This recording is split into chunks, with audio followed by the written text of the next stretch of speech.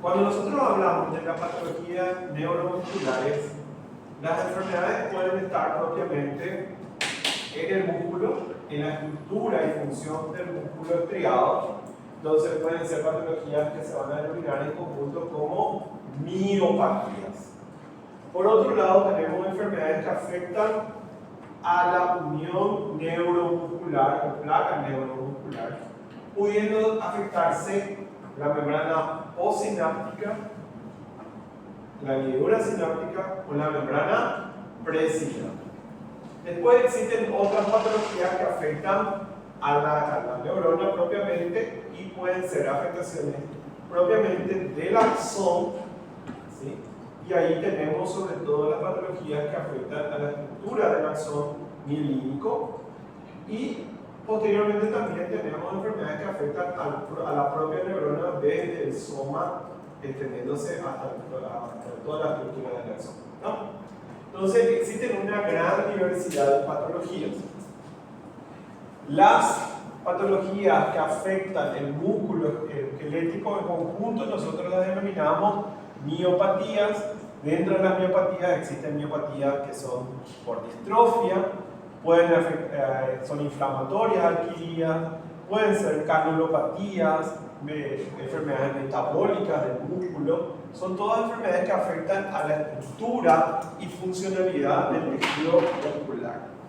Por otra parte tenemos enfermedades que afectan a la unión neuromuscular, es decir, al proceso de sinapsis.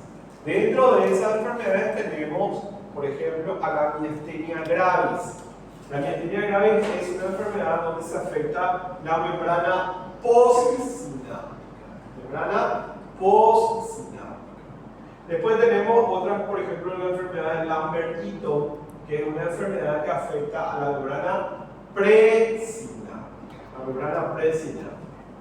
Después tenemos enfermedades que afectan al cuerno motor anterior, entonces afectan a la médula específicamente, produciendo la muerte de la neurona, y ahí tenemos la atrofia espinal muscular, la enfermedad de Kennedy, esclerosis lateral amiotrófica, enfermedades que afectan genéticamente determinadas, producen ataxia, aumento de la base de sustentación, y enfermedades del nervio periférico. Dentro de esto están las neuropatías en general, que muchas de ellas son de resorte inflamatorio, metabólica, como por ejemplo la más común de todo, que es la polineuropatía diabética, y hay otras como el síndrome de Guillain-Barré, la enfermedad de Charcot-Marie-Tooth, y otras enfermedades que afectan específicamente al nervio periférico. Entonces, tenemos una diversidad de enfermedades a reconocer. Acá estamos viendo la estructura del músculo, sabemos que hay un músculo esquelético, un músculo estriado, cardíaco, un músculo liso. Conocemos y recordamos la estructura del músculo esquelético, que está formada por las miofibrillas y la unidad estructural que se denomina la sarcómera. Vemos acá la terminal sináptica, donde vemos la terminal axónica que se abre, se ramifica sobre la estructura del músculo, donde vemos que ahí se acumulan los neurotransmisores que van a ser liberados por un proceso de exocitosis o porocitosis, produciendo su interacción con los receptores en la membrana postsináptica. Esta membrana postsináptica vemos que está ampliamente contorneada de modo tal a tener un mayor número de receptores posibles. Sabemos que la unión entre el neurotransmisor y el receptor no es perpetua. Sabemos que, por ejemplo, la acetilcolina tiene una sustancia que separa a la acetilcolina de los receptores, como puede ser la acetilcolinesterasa, que es una enzima que degrada a la acetilcolina, el grupo acetilecolina, y hace que se reutilice el grupo para poder sintetizar nueva acetilcolina. Cuando se produce la unión de los neurotransmisores a la membrana postsináptica, lo que se produce es un fenómeno de despolarización de la membrana. Sabemos que la membrana normalmente tiene una carga positiva hacia afuera y una carga negativa por dentro, y esta membrana se va a despolarizar por la apertura de los canales de sodio. Eso va a producir que la despolarización corra a través de la membrana, a través de los túbulos T, y se produzca la liberación de calcio por parte del retículo sarcoplasmático. Ese calcio sabemos que se une a la troponina C y de esta manera puede producir la interacción entre lactina y miosina, produciendo el fenómeno de contracción del músculo esquelético. Eso pasa por un ciclo, se necesita energía para que vaya ocurriendo. Entonces, sabemos que para que ocurra este proceso se genera un impulso, ese impulso viaja a través de la fibra nerviosa, tiene un fenómeno de unión sináptica, se produce la liberación del neurotransmisor. Entonces, hay diferentes focos, puntos, donde se pueden producir alteraciones. Y sobre todo, recordar que la estructura de la célula muscular es muy compleja, donde depende de varios factores para que ocurra el proceso contráctil. Las miopatías son enfermedades que afectan sobre todo al componente muscular. Entonces, la lesión se encuentra específicamente a nivel del tejido muscular. Sabemos que una fibra muscular, una célula muscular está constituida por miofibrila, filamentos finos, filamentos gruesos, proteínas que son diversas en su estructura y van determinando el proceso de regulación contráctil. La evaluación clínica es muy diversa. Generalmente el fenómeno que va a producirse con una miopatía es el fenómeno de fatigabilidad, de disminución de la fuerza muscular. Estamos hablando del músculo estriado esquelético. Es por eso que los exámenes característicos son el dosaje de enzimas musculares, la electromiografía y la biopsia muscular. Dependiendo del grupo muscular afectado, vamos a tener diferentes tipos de alteraciones en cuanto a al patrón de déficit que vamos a ir encontrando. La electromiografía es un estudio por el cual se hace pasar unas ondas eléctricas a través del tejido muscular para ver su capacidad de contracción. Si el músculo tiene menos filamentos, menos fibras, tiene menos haces musculares, entonces evidentemente se va a ir cansando mucho más rápidamente. Entonces, el músculo tiene una tasa de capacidad contráctil, y lo que se mide es esa tasa de capacidad contráctil que presenta el tejido muscular. Las miopatías pueden ser inflamatorias, metabólicas, endócrinas, congénitas, etc. Existen una gran cantidad de diferentes tipos de miopatías. Comencemos con las miopatías congénitas. Son todas aquellas enfermedades hereditarias que se caracterizan por su comienzo congénito, generalmente benigno, y que pueden presentar diferentes rasgos. Generalmente existe una debilidad muscular que se manifiesta en algunos casos desde el mismo nacimiento. Y acá vamos a ver una gran cantidad de miopatías congénitas, manímica, centronuclear, miotubular, mostrándonos que depende del grupo de elementos que se ven afectados dentro de la estructura muscular, vamos a ir encontrando su definición. Hace muchos años, allá por los 50, 60, comenzaban a reconocerse los estudios, o sea, que iban haciendo mucho más claros los estudios bioquímicos, y se pudo identificar en un grupo de miopatías, por ejemplo, las miopatías que afectaban a la estructura de las proteínas M de la célula muscular, que eran las proteínas que unían a los filamentos gruesos. Y bueno, y entonces se pudo hacer el diagnóstico de esto, y después buscando en pacientes que tenían básicamente una sintomatología similar, se vio que era otra la proteína afectada. Entonces, ya no era la proteína M, sino que era la desmina. Y en otra aparecía a las proteínas que generaban la estructuración de las miofibrillas. Entonces, son un grupo de enfermedades que vimos acá que su reconocimiento está ahí entre los 50, 60 y 70 en base a la complejidad, y son muy raras en base al elemento de la fibra muscular que se ha afectado. Dentro de estas hay una que es la más reconocida dentro de las enfermedades que afectan en forma genética también a la fibra muscular, y es la distrofia muscular de Duchenne. La distrofia muscular de Duchenne es una enfermedad que afecta específicamente a individuos por afectación del cromosoma X. ¿Sí? Es una enfermedad ligada al cromosoma X. ¿Estamos? Y los individuos pueden tener diferentes grados de debilidad, pero la mayor parte aparece en la niñez los grados de debilidad, y es por un defecto en la estructura o en la cantidad de la proteína distrofina. La distrofina es la proteína que une a la sarcómera a la membrana celular. Entonces, cuando la sarcómera se contrae, hace que toda la célula muscular se contraiga.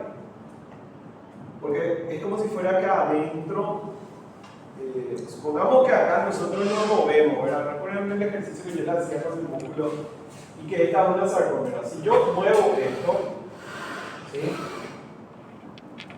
La pared no se está moviendo. ¿Por qué? Porque no hay una relación entre esto y la pared. Pero en el músculo sí. Esta sarcómera está unida a la membrana celular. Entonces, cuando esto se tira o se contrae, la membrana hace que la célula entera se acorte o se alargue. Si no hay la distrofina, entonces, ¿qué va a pasar? Con el movimiento de la sarcómera, la célula no va a cambiar su forma y en algún momento va a resentirse. ¿Y qué va a pasar con la célula? Se va a romper. ¿Entienden? Se rompe. Y la célula muscular esquelética, las células no se regeneran. Son células permanentes. ¿Entienden? Entonces las células van muriendo progresivamente con el paso de los años hasta que en algún momento produce la afectación. Entonces, la distrofia de Duchenne o la distrofia de Becker son patologías genéticas relacionadas al cromosoma X, relacionadas con la distrofina o las proteínas de unión a la membrana. Entonces existen diferentes tipos de patologías congénitas que tienen diferentes grados de afectación. En general, lo que nosotros vamos a ver en cuanto a las características es que hay una disminución o ausencia de los movimientos fetales, partos complicados, hipotonía, dificultad respiratoria, dependiendo del grado de afectación específicamente.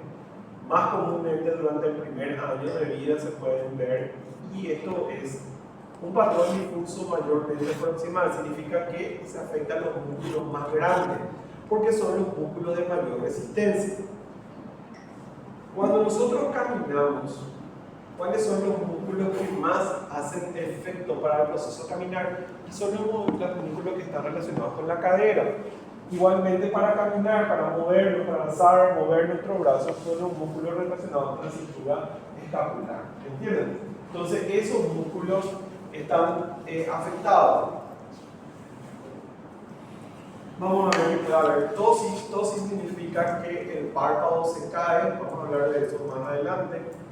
Y en general, lo que podemos encontrar es que como la ruptura, la muerte de la célula es progresiva, no hay un aumento muy alto de la creatinfosfoquinasa, que es la proteína característica de la destrucción del tejido muscular.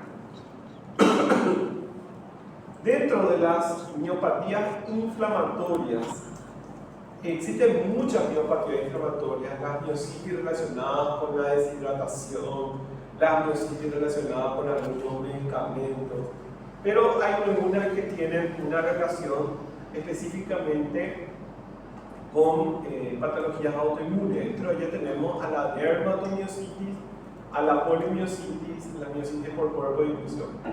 La dermatomiositis es una enfermedad autoinmune donde se puede presentar a cualquier edad, incluso en la infancia, aunque afecta más a mujeres entre los 50 y 60 años, donde se produce un desorden microangiopático, o sea, se produce una alteración del vaso sanguíneo de las células musculares, donde hay un infiltrado por inmunoglobulinas y factores del complemento. Y lo que hace es que los vasos sanguíneos, estos vasos se vayan ocluyendo por la acumulación de respuesta inflamatoria. O sea, se van uniendo los anticuerpos a la membrana, esto hace que mayor número de células viajen hasta el intersticio. Entonces, las pequeñas arteriolas, los capilares se ven afectados por respuesta inflamatoria. ¿Qué pasa cuando se produce un daño sobre estos vasos? Se cierra el vaso y ese capilar que estaba nutriendo a 2 o 3 células alrededor, las células que están alrededor comienzan a morir. ¿Entienden? Hay una destrucción progresiva de las células. Hay un daño isquémico de las células. Y a esto nosotros lo llamamos dermatomiositis. La clínica, el cuadro evoluciona en semanas a meses, puede ser agudo al día, como puede ser progresivo también en años, pero en general el paciente manifiesta que presenta una debilidad en los últimos 3 meses, 4 meses, donde hay una fatiga, puede haber dolor porque es un fenómeno isquémico como muerte celular, disminución de la actividad y a veces fiebre. Generalmente se afecta los músculos más utilizados, que son los músculos de la cintura escapular. Entonces el paciente refiere que tiene una debilidad progresiva. Hace 3 meses yo noté, 2 meses yo noté que no puedo alzar mi brazo y cada vez puedo alzar con menos fuerza. Puede mover las manos perfectamente, ¿sí? Pero tiene cada vez menos fuerza progresivamente en la cintura escapular o en la cintura pelviana. También puede ser afectado a los flexores del cuello, entonces hace que la cabeza vaya cayendo. Hay una debilidad sobre todo al levantarse del piso, de una silla, ¿sí? Y esta debilidad generalmente es más proximal. En el 33% pueden presentar disfagia, dificultad para tragar, disartria, dificultad para hablar, amasia, dificultad para la masticación. Pero se llama dermatomiositis. Entonces hay una afectación dermatológica que generalmente precede al cuadro motor, que es la aparición de un rash cutáneo, generalmente en la cara en forma de un eritema heliotropo, es decir, como va marcando como si fueran los ojos de mapache. Es un eritema violáceo y tiene lesiones en la mano y se van endureciendo en esta zona de los nudillos, formando unos nódulos que se denominan nódulos de Gauthron. Entonces, y también presenta un rash acá en la zona del cuello que se extiende hacia la zona anterior, hacia la zona de la clavícula, que es un signo de lucha. Acá no sé si se ve muy bien, pero esta paciente tiene un eritema acá que rodea a los ojos. Y sí se ve un poco mejor el signo de lucha característico, aparte de este paciente probablemente diabético también, por eso es que esa zona está. Y las lesiones en la cabeza. Esto es los nódulos de Gauthron y esta hiperkeratosis con desprendimiento de la zona uveal proximal. Acá se ve mejor el eritema heliotropo.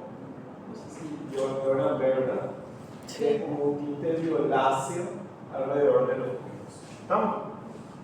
como esta es una enfermedad autoinmune, puede haber concomitancia con otras enfermedades autoinmunes, como puede ser el lupus, artritis reumatoidea, artritis juvenil, en muchos casos. El diagnóstico se hace por el aumento de la creatinfosfoquinasa. La sospecha diagnóstica es porque hay una muerte rápida, a diferencia de la miopatía donde es progresivo a lo largo de muchos años y aparte que el territorio muscular de los niños es muy pequeño. Acá el territorio muscular ya es mucho más extendido y esto hace que la ruptura, la muerte de la célula eleve la creatinfosfoquinasa con 50 veces los niveles normales. Puede elevarse también la albolasa, la mioglobina, la LDH, entre otros. Puede haber asociación con otras enfermedades autoinmunes, por lo tanto puede ser ANA positivo, 25 a 50%, puede ser relacionado a enfermedad intersticial pulmonar o artritis juvenil, antígeno positivo, son algunos. Y el diagnóstico o el estándar lo hace la electromiografía. La electromiografía es un elemento que nos va a ayudar mucho en el diagnóstico. En estos pacientes hay una disminución, la descarga del músculo tenía esta amplitud, tiene que tener esta amplitud, se ve que solamente hay mucha menor amplitud en la descarga.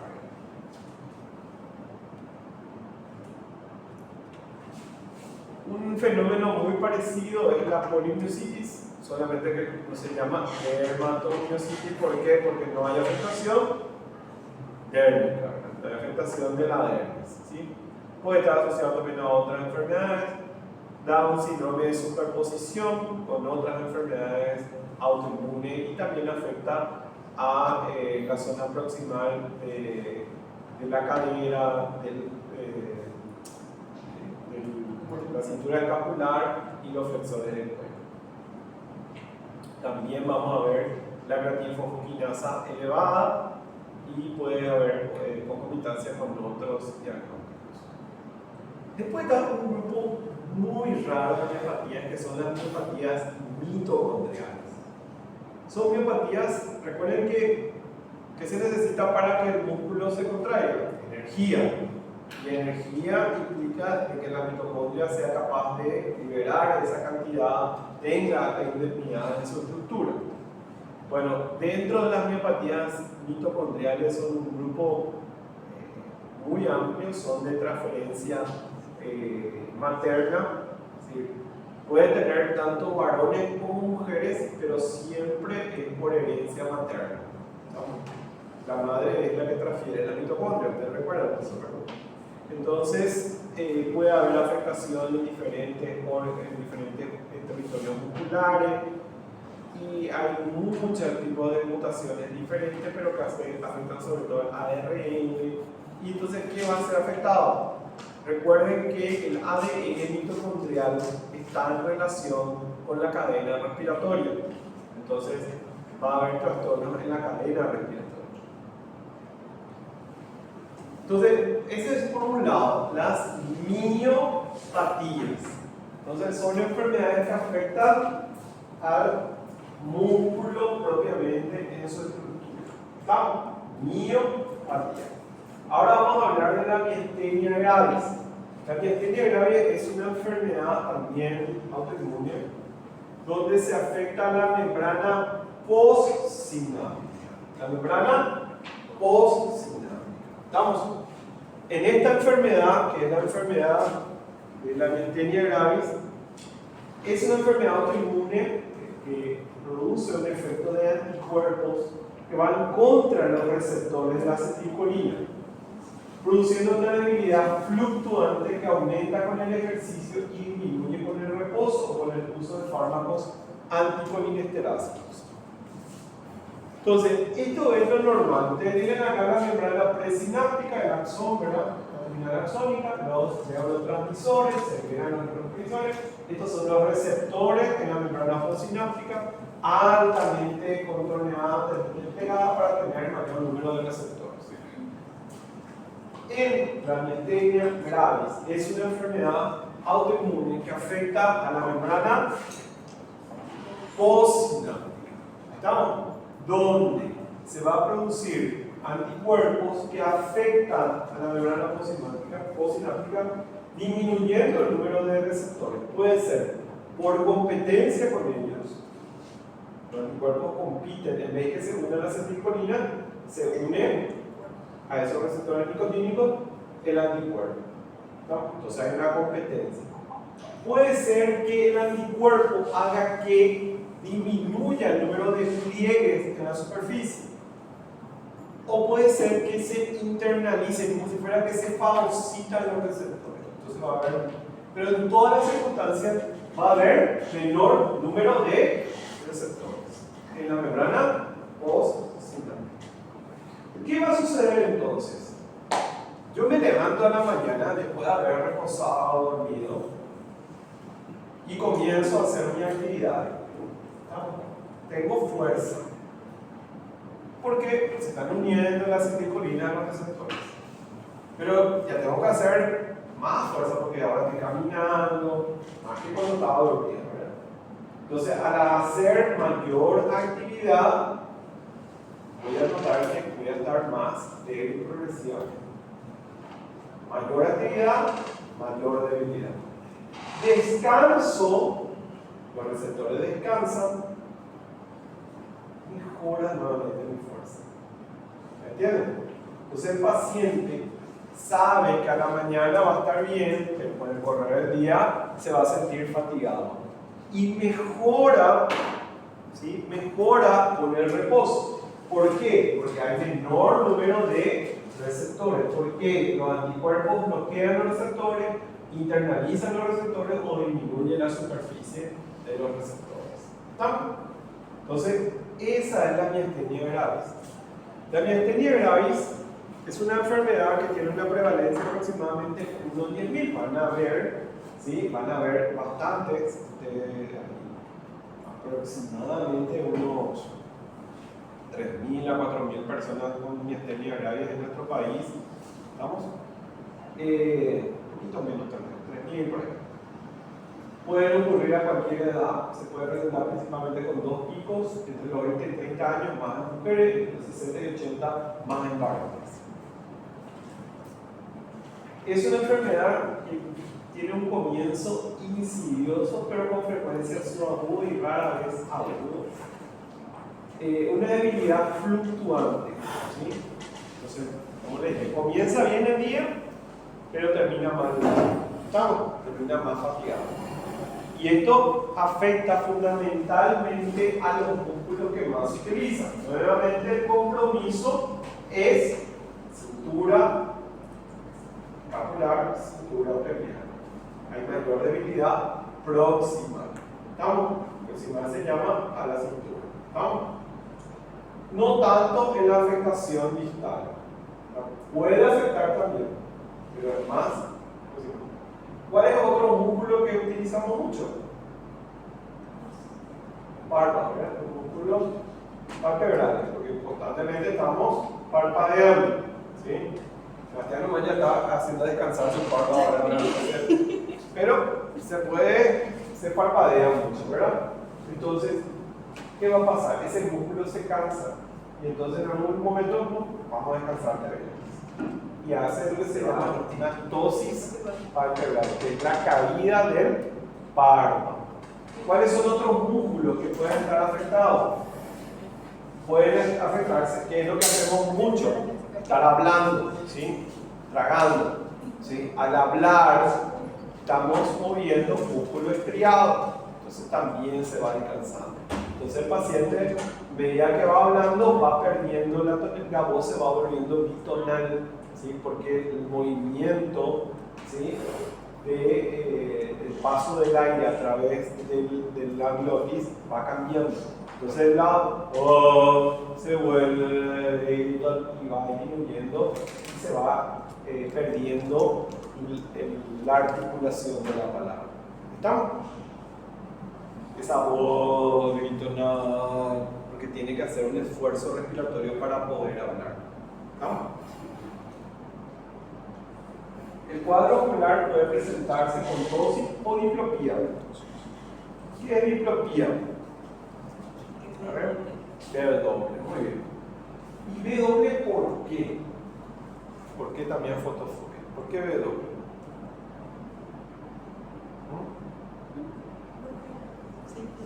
¿Por qué? ¿Por qué? ¿Qué dice ahí? ¿Por qué B doble? A ver, ¿por qué le parece que puede haber doble? Nosotros para ver, vemos con ambos ojos, ¿sí? Vemos con ambos ojos se mueven en forma conjugada. Yo soy una excepción de carrera, pues yo tengo un ojo que es estrábico, pero eso, el estrabismo es otra cosa, ¿estamos? El estrabismo es lo que yo tengo, ven que yo domino ya este ojo y básicamente veo con este ojo y este ojo es un caigüe y él está viendo la visión periférica nomás, ¿estamos? Y entonces yo por eso no veo doble, pero si a cualquiera de ustedes le pasa esto, va a haber doble, ¿estamos? Mi cerebro ya se acomodó a esto, ¿estamos? Entonces cierro este y este ojo viene hacia el centro y comienza a tomar el dominio y ahí comienzo a ver con ese ojo, ¿verdad? Primero cómo se mueve. Y abro el otro y este se va hacia acá. ¿Ven? ¿Estamos? En el paciente con miastenia gravis, estos músculos se cansan y entonces de repente uno no se puede mover más. Puede ser el músculo patético, o sea, relacionado con el músculo externo, interno, hacia arriba, abajo, pero se queda. ¿Me entienden?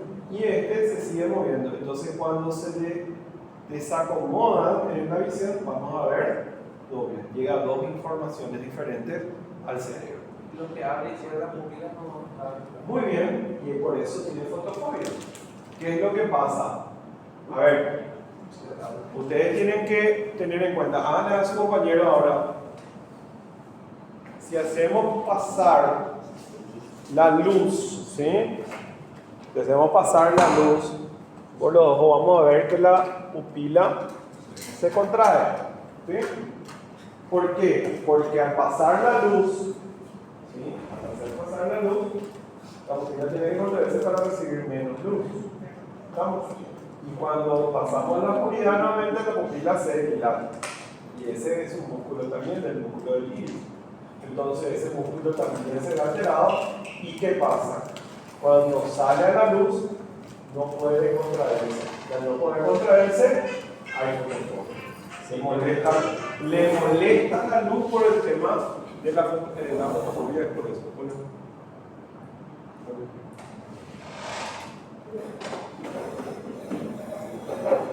Entonces ustedes ven acá, este es un paciente, hay un compromiso ocular, ven que él no puede mover, uno de los ojos se mueve, entonces por eso este paciente puede ver doble. Y hay una caída progresiva de los párpados, ¿no? Hay diferentes, esta es una clasificación para hablar de miastenia gravis, grado 1, grado 2, grado 3, grado 4, la clasificación de Osserman, para determinar de acuerdo al tipo de debilidad que se presenta. ¿Por qué? Porque se vio que los de oculares son una entidad prácticamente diferente a la del resto. ¿Cuándo se puede exacerbar? Todo lo que produzca un aumento del metabolismo, va a producir que la miastenia se pueda exacerbar. Puede ser por disminución o abandono del fármaco, la fiebre, disfunción tiroidea, el estrés, la poscirugía. Entonces, en estos pacientes hay que tener muy en cuenta los factores que pueden producir alteración. Sí. ¿Y en los músculos respiratorios como el diafragma no le afecta? Sí puede afectar. Con el tiempo va a ir afectando. También lo vamos a ver así. Comienza sobre todo a nivel de los músculos de mayor uso, pero después va alterando otra serie de músculos. Y de hecho, eso es lo que va a marcar el pronóstico de esta enfermedad. Está asociado a enfermedades como enfermedades que afectan al timo.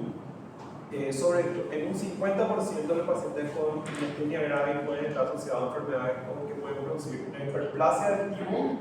Ya recuerden que el timo ya tiene que haber desaparecido ya por los 10 años, ¿verdad? Entonces, si ese timo sigue aumentando su tamaño y estamos a los 20 años y aumenta el tamaño, o es un tumor que se llama timoma o una hiperplasia del timo. ¿Qué células se tienen que producir en el timo? Linfocitos T. Pero acá va a haber un timoma, primero en la hiperplasia del timo hay un aumento de los linfocitos B a nivel del timo, con infiltrado de linfocitos B que son los que producen anticuerpos, produciendo un efecto de trastorno en la tolerancia inmunológica. Y en el timoma es un tumor productor de anticuerpos específicamente contra los receptores nicotínicos de acetilcolina. Entonces la principal anomalía que hay que ver es un trastorno en esa tolerancia contra los propios antígenos. Esto es el timoma, se ve así en la radiografía, ahí se ve el tumor que está relacionado al mediastino anterior y así es como se ve en la tomografía los timomas. ¿Sí? En la miastenia gravis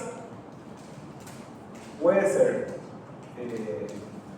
volvamos a la definición, es una enfermedad autoinmune que afecta en la membrana postsináptica los receptores de acetilcolina. El 75 al 94% puede ser miastenia gravis generalizada y en un 29 al 79% es miastenia ocular. Hay tres mecanismos patogénicos que son anticuerpos antirreceptores de acetilcolina bloqueando el receptor, como dijimos. El segundo es anticuerpos antirreceptores de acetilcolina produciendo la fagocitosis, la interrupción, la internalización del receptor, o puede ser destruyendo la placa terminal, haciendo que la placa tenga menor número de pliegues, que es el mecanismo más común. Acá vemos un paciente con tosis palpebral y lo que hacemos es, también se puede hacer un test con un anticolinesterácido, que es un anticolinesterácido, que es el que bloquea la degradación de la acetilcolina. Entonces, si bloqueamos la degradación de la acetilcolina queda más tiempo unida a su receptor y puede estimular más tiempo el proceso contrario. El diagnóstico es por la electromiografía y esto es un patrón normal de electromiografía. Ven que todas las contracciones fueron iguales. En cambio, en la miastenia gravis, la primera contracción es buena, la segunda menos, la tercera menos, hasta que va desapareciendo la capacidad contraria. ¿Estamos? Esto es lo que vemos en la miastenia gravis. Bueno, ¿preguntas hasta aquí? ¿Qué pasaría si un paciente que tiene miastenia gravis se infecta de VIH? Va a tener VIH. Pero va a aumentar más rápido la progresión de este. No, pero va a tener más rápidamente infecciones respiratorias por el problema respiratorio que pueden tener, la miopatía de consumo que produce el VIH y es muy probable que tenga una muerte más rápida. El VIH es lo que va a empeorar la enfermedad. Toda infección empeora la enfermedad. Muy bien. ¿Alguna duda hasta aquí?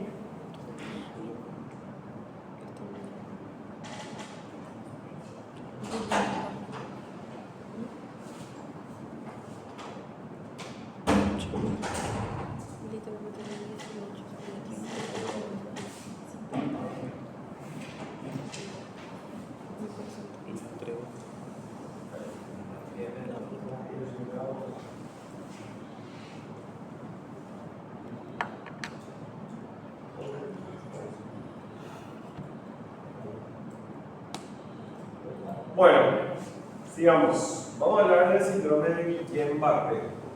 Guillain-Barré. El Guillain-Barré es una poliradiculoneuropatía inflamatoria desmielinizante aguda.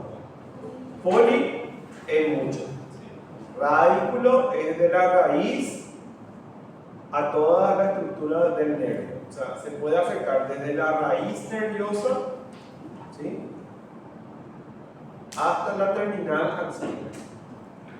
Inflamatoria, es decir, hay intervención de factores de respuesta inflamatoria, ¿sí?, neutrófilos, macrófagos, linfocitos.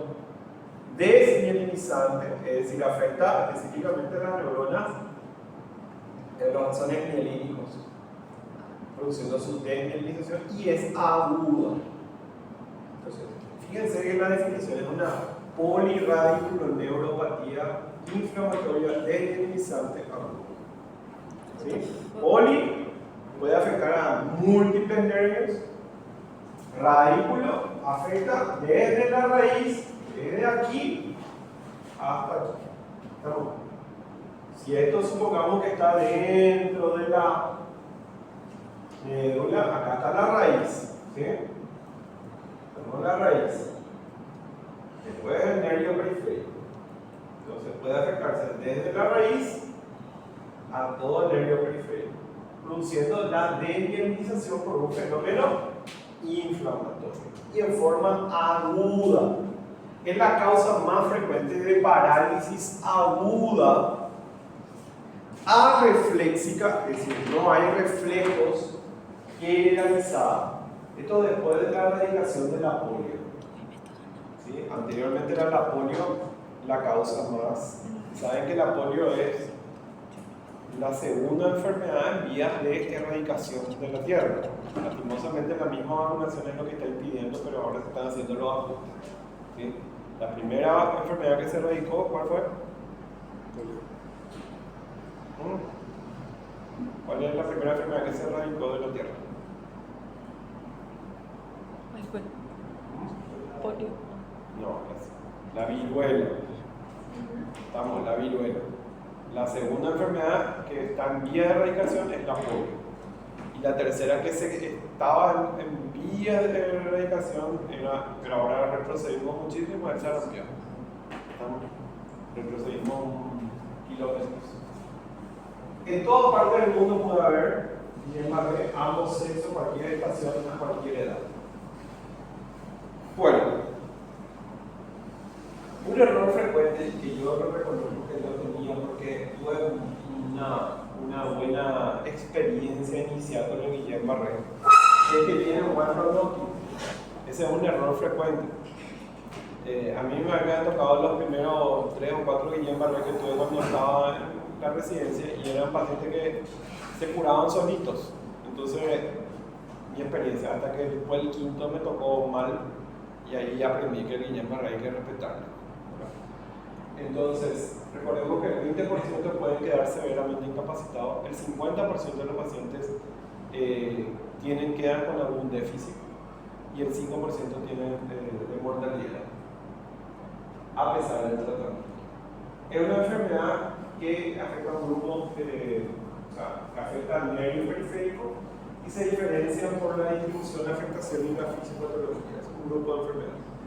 0,89 a 1,89 casos por 100.000 personas al año. Imagínense, yo tal vez creo que ustedes habrán escuchado Guillain-Barré. ¿Escucharon? Sí. ¿No? ¿Escucharon por ahí Guillain-Barré? Es más frecuente que hayan escuchado Guillain-Barré que miastenia gravis. Si vieron la frecuencia, la miastenia gravis era mucho más frecuente que Guillain-Barré. No sé si hayan escuchado miastenia realmente. En farmacología nomás yo escucho. Miastenia. En microdosis. En micro también hayan escuchado Guillain-Barré, Guillain-Barré. pero no miastenia. Y la miastenia es mucho más frecuente, pero la Guillain-Barré tiene más propaganda. Vamos a ver por qué. Aumento de y el 20% de riesgo cada 10 años. Bueno, y esto es por lo cual generalmente el Guillain-Barré, antes del inicio de los síntomas, está precedido días, semanas o meses antes por una infección gastrointestinal y o respiratoria. días, semanas o meses antes. Generalmente 1 a 3 semanas, en el 60% de los casos, antes hubo una infección. Más frecuentemente está relacionado a infecciones gastrointestinales por Campylobacter jejuni. Campylobacter jejuni es un germen que está, una bacteria que se encuentra en muchas intoxicaciones alimentarias, sobre todo con salsas y demás. Entonces, muchas intoxicaciones alimentarias pueden ser por Campylobacter. El 30% de los Guillain-Barré son por Campylobacter jejuni anteriormente. Si tomamos solamente la producción por Campylobacter jejuni, son mucho más frecuentes que si tomamos en general. Pero ¿por qué también puede estar asociada a virus? Citomegalovirus, Epstein-Barr, varicela, VIH, bacterias como Mycoplasma, enfermedad de Lyme y algunas enfermedades autoinmunes sistémicas y el linfoma de Hodgkin. Pero, por lo cual se hizo famosa, es por la asociación con ciertas vacunas. Y de hecho, fue una vacuna la que la hizo famosa, una vacuna para la influenza que contenía, esta vacuna ya no se utiliza hace muchísimo. ¿Sí? Entonces, estaba asociada a mayor frecuencia de Guillain-Barré. Ninguna otra ha demostrado mayor riesgo. Y acá vamos a hablar de riesgo. Hace poco estaban hablando de que hubo un caso en Paraguay de Guillain-Barré que pudo haber estado asociado a la vacuna para la varicela. Y bueno, y ahí entramos a tallar con el tema de la vacunación. Un caso, ¿cuántos se vacunaron? Y se vacunaron cerca de 300.000. Si no hubiera vacunación para la varicela, ¿cuántas varicelas hubiéramos tenido? Y hubiéramos tenido mucha mayor cantidad. Sí, pero la varicela yo tuve, lo que hace es que te pique mucho nomás, ¿verdad? Pero mucho después nos afectan a los niños. Las neumonías por varicela y las meningitis por varicela bajan. Tenemos más muertes por varicela en nuestro país que por una vacunación por Guillain-Barré antivaricela, ¿verdad? Entonces, si no hubiera vacunación para varicela, tendríamos mayor mortalidad y mayor neumonía por varicela, que son casos muy graves. Entonces, para tener en cuenta nada más. Entonces, esto es para que tengan en cuenta que el Guillain-Barré es una enfermedad que tiene una asociación con enfermedades infecciosas por un fenómeno que se denomina mimetismo molecular. Se caracteriza por adormecimientos, parestesias de los brazos, las piernas, debilidad o dolor distal. Generalmente es una debilidad simétrica que comienza distal y va ascendiendo. Ven que es diferente a los otros, ¿verdad? Es distal ascendente, simétrica. O sea, no va, si afecta a una sola pierna, eso no es ¿no? Puede ser que acá yo sienta más dormida la pierna derecha que la pierna izquierda, pero las dos están afectadas. ¿Estamos? Puede ser que no pueda dormir. Y afecta más en situaciones distales y luego va ascendiendo la debilidad. ¿Estamos? Entonces, la mano está caída, pero puede todavía levantar. Y después va cayendo hasta que ya no pueda movilizar. ¿Estamos? Generalmente la debilidad es simétrica.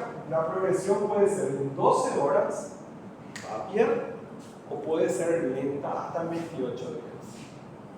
¿Estamos? Cuanto más rápida es la progresión, peor es el pronóstico. ¿Vamos? Produce hiporreflexia, entonces una debilidad ocular progresiva, distal, simétrica, ascendente. Arreflexia. Con antecedentes de infecciones gastrointestinal o respiratoria entre 3 días hasta 6 semanas antes. ¿Estamos? Habitualmente es en 1 o 2 semanas. Puede haber dificultad variable para caminar, para bicicleta, el 80% para especie de manos y pies, el 70% con disautonomía. La disautonomía son los fenómenos que matan a los pacientes neurológicos porque no pueden regular, no regulan la temperatura, no regulan la presión, no regulan la frecuencia cardíaca y esto es lo que les produce la muerte muchas veces. ¿Estamos? Los fenómenos de disautonomía. 66% dolor lumbar en la extremidad, debilidad facial, puede haber necesidad de ventilación mecánica. Estos son los criterios diagnósticos para el Guillain-Barré. Requerido para debilidad progresiva en más de un miembro, areflexia vital y sustento para el diagnóstico. Progreso hasta por 4 semanas, deficiencia resolutiva, recuperación que comienza en el curso de 4 semanas después de detenerse el avance. Fíjense, recuperación que comienza hasta 4 semanas. Hasta 4 semanas va a progresar. Contrario a la debilidad asimétrica, disfunción intestinal urinaria al inicio persistente. Recuerdo el leucocito en el LCD aumentado ya desde el inicio y nivel sensorial bien demarcado. ¿Sí? Eso significa que es una lesión probablemente de la médula y no propiamente una lesión de tipo Guillain-Barré. Bueno, existen varias formas de Guillain-Barré, pero todas se producen por un mimetismo molecular. ¿Qué significa mimetismo? ¿Qué es el mimo? ¿Qué hace el mimo? Que le copia. Imita, ¿verdad? Entonces, no. Bueno, mimetismo. Entonces está copiando, ¿verdad? Antígeno. Es decir, el factor infeccioso del Campylobacter jejuni, por ejemplo, tiene en su membrana unos gangliósidos que son muy similares a los gangliósidos que están en la membrana de la vaina de mielina del axón. ¿Entienden? Entonces, se produce una respuesta cruzada con un componente del medio periférico. Sobre todo, son los que comparten efectos similares con los gangliósidos que están en la vaina de mielina. Entonces, se va a producir una neuropatía desmielinizante aguda, multifocal, que puede iniciar desde la raíz nerviosa por respuesta celular y humoral. Hay dos tipos de respuestas, celular y humoral. Recordemos, es una poliradiculoneuropatía desmielinizante aguda. ¿Estamos? Entonces se va a producir, acá tenemos la célula, lo que primero va a producirse es que se marca los anticuerpos a la vaina de mielina, a los gangliósidos que tiene la vaina de mielina. Y esto resulta en que los linfocitos TCD8 comienzan a atacar junto con los macrófagos y a degradar en varios puntos la vaina de mielina, pero no se detiene con la vaina de mielina. Se produce la destrucción del axón. Por eso la urgencia. Si solamente se produce la destrucción de la vaina de mielina, el paciente se va a recuperar totalmente. Pero si progresa, no se va a recuperar totalmente, porque esto no se va a poder volver a regenerar. ¿Entiendes? Dijimos que en el 20% de los casos van a quedar con lesiones severas y un 5% de mortalidad. Entonces, el Campylobacter y los gangliósidos tienen gangliósidos que son muy similares, y dentro de ellos tenemos los gangliósidos específicos GQ1, GQ1A. El GQ1 está relacionado con el Miller-Fisher, por ejemplo, GQ1B. Y bueno, acá hay un cuadrito, le voy a mostrar enseguida. Ahí vemos los anticuerpos, marcan a la vaina de mielina y posteriormente atacados por las células a las vainas de mielina marcadas. Se produce la degradación. Y esa partícula puede producir diferentes tipos de respuestas, hay diferentes variables. La desmielinizante, que produce un efecto de poliradiculoneuropatía desmielinizante agudo, el 90% se denomina A y BP.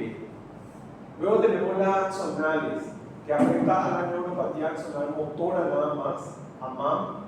Miller-Fisher es una lesión a nivel del bulbo para abajo, y encefalitis Bickerstaff es los nervios, sobre todo a nivel ya más del puente para arriba, pero siempre nervios, afectación de nervios periféricos. Y estas variables están en referencia al tipo de gangliosido que se genera. El GM1 y el G21A son más para patologías motoras. El G1B es un gangliosio relacionado con el Miller-Fisher y con la variante que es el sistema nervioso central, que es el Bickerstaff. En Paraguay tuvimos 2 pacientes hasta ahora, me tocó los 2 pacientes. Cuando estaba con IPS. Qué suerte. Sí. No, porque ya vimos uno y ya sabíamos que el otro era, pero yo siempre digo, IPS es una fuente inagotable de casos raros. Yo no sé qué pasa con ese lugar, pero los casos raros que llegan, yo tuve 20 años trabajando en el hospital de clínica y nunca tuve casos tan raros como 2 años estando en IPS. 2 años en IPS, yo tuve el triple de casos raros que 20 años en el hospital de clínica. Increíble eso. Las cosas que, y este realmente hice, yo no hice el diagnóstico, hice el neurólogo, pero yo estaba como jefe de sala. Entonces, desde el punto de vista clínico, pero el neurólogo hizo el diagnóstico, ¿verdad? El doctor Ricardo Mernes. Pero él en Francia vio 2 en 8 años, y acá vio 2 en 2 años. Yo sé que en nuestro país, si tiene, si está en IPS es porque uno va a hacer algo. Conclusión, no tenemos que ir. Hay que irse. Bueno, una de las formas de diagnóstico es hacer una punción lumbar. El otro es la electromiografía. En la punción lumbar generalmente se hace después de la segunda semana y se ve una disociación albuminocitológica donde hay una elevación de las proteínas por encima de los niveles normales con número celular normal. Entonces, para hacer el diagnóstico diferencial de las meningitis u otras lesiones tipo encefalitis. Y el tratamiento hoy en día se hace con inmunoglobulinas. Esto es Guillain-Barré. No sé si tienen alguna pregunta con respecto a Guillain-Barré.